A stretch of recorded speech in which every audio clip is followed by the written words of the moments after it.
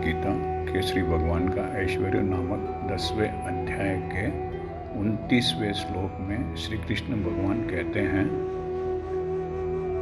In the 10th chapter of Shrimad Bhagavad Gita, Shri Krishna भगवान says, अनंत सच्चास्मि नागानां वरुणो याद सामहम पितॄणां मर्यमा चास्मि यमः संयमतामहम्।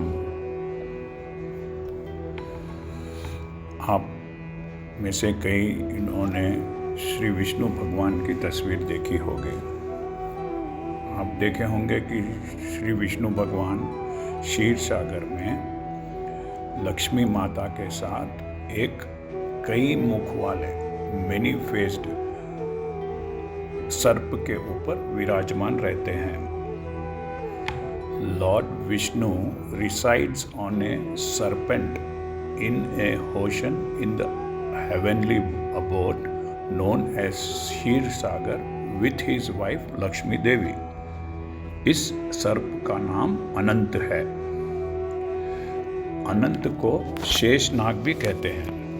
पुराणों में कहा गया है कि शेषनाग सारे ब्रह्मांड का, सारे ग्रहों का, प्लैनेट्स को अपने सर पर रखते हैं। वे हमेशा श्री भगवान विष्णु की महिमा का गीत गाते रहते हैं। Sheshnaga sings songs in the praise of lord Vishnu. वे नागों के राजा है और भगवान विष्णु के परम सेवक माने जाते हैं। He is considered to be a servant of Lord Vishnu. कहते हैं कि जब विष्णु भगवान अवतार लेते हैं, शेषनाग भी उनके साथ में आते हैं।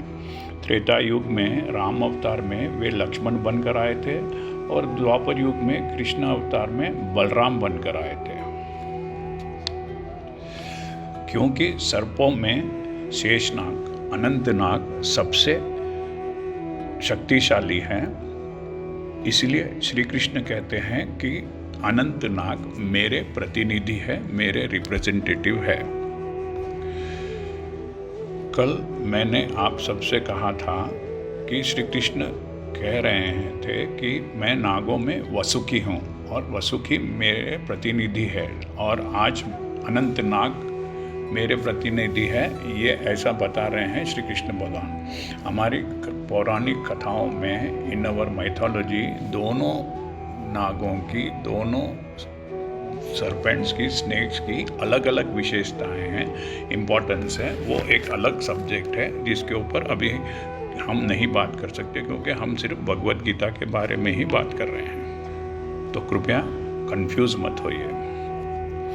सागरों के देवता वरुणा है। Varuna is the God of ocean. प्राचीन काल में एक महान ऋषि थे, ऋषि वशिष्ठ। वरुण देवता ऋषि वशिष्ठ के पिता हैं। वे हिंदू धर्म के पहले देवता माने जाते हैं, क्योंकि वे सबसे शक्तिशाली ओशन के, सागर के भगवान हैं। इसलिए श्री कृष्ण भगवान कहते हैं कि वरुण देवता मेरे प्रतिनिधि है। वरुण देवता इज माय रिप्रेजेंटेटिव। कुछ श्लोक वर्सेस पहले मैंने कश्यप ऋषि के बारे में और उनकी दो पत्नियां अदिति और दिति के बारे में बताया था। अदिति के तीसरे पुत्र का नाम आर्यमा है। आकाश में जो आकाश गंगा है, उन्हीं का मार्ग माना जाता है।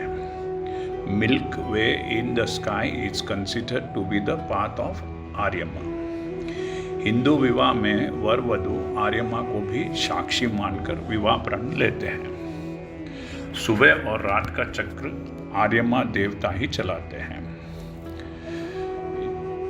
In the Hindu marriages, oaths are administered with Aryama being the witness of the event. He is also the creator of day and night.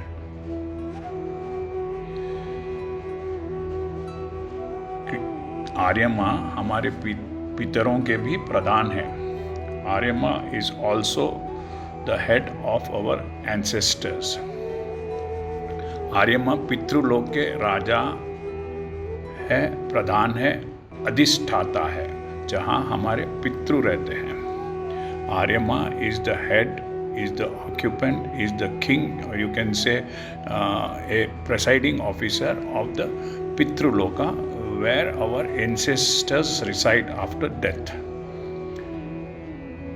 क्योंकि आर्यमा की विशेषता बहुत महान है, इसलिए श्री कृष्ण भगवान कह रहे हैं कि आर्यमा भी मेरे ही प्रतिनिधि, रिप्रेजेंटेटिव है। सभी पशुओं में सिंह सबसे शक्तिशाली है। Lion is considered to be the most powerful animal in the jungle. उन्हें जंगल का राजा भी कहते हैं, क्योंकि पशुओं में सिंह, लायन सबसे ताकतवर, शक्तिशाली है। इसीलिए श्री कृष्ण भगवान कहते हैं कि सिंह, लायन मेरा प्रतिनिधि है, मेरा रिप्रेजेंटेटिव है। यमराज मृत्यु के देवता है। Yamraj is the God of death and justice. मृत्यु और न्याय के देवता है यमराज। वे पापियों को सजा देते हैं। वे जहाँ रहते हैं उसे यमलोक कहा जाता है। यमलोक धरती के बहुत ही करीब में है, नज़दीक में है।